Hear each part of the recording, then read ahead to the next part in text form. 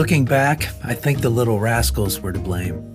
Particularly the episode where they played hooky and went fishing to escape the dull torture of school. Being 10 years old, I missed the moral message at the end about how truancy doesn't pay. Instead, I took home a newly formed, bohemian belief that school was for suckers. On the playground, it took about 3 minutes to convince a few classmates that our fleeting youth would be better spent fishing at the river than wasting away in some nun-run classroom at St. Agnes School. The following day, we traded in our morning prayer and Pledge of Allegiance for a few hours of mini-male bonding near the bridge by my house. We took great care in bringing our best fishing poles and complete tackle boxes. For me, this meant invading the forbidden realm of my father's fishing gear.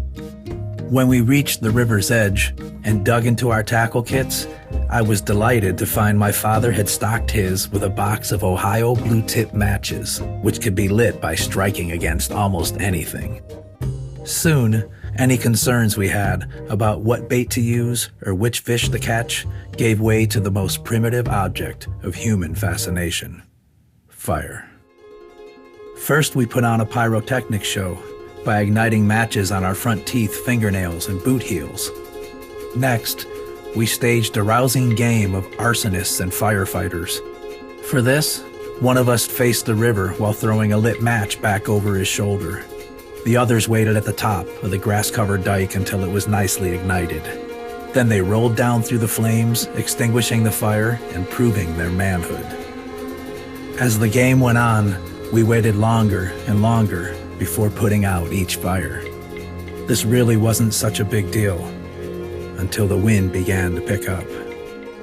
As fate would have it, I threw the final Ohio blue tip that turned the entire riverbank into a raging inferno.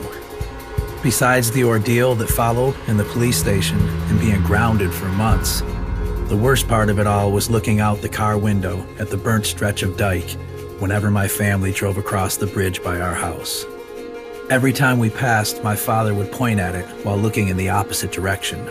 He called it my autograph, a patch of black earth to go with my black cloud.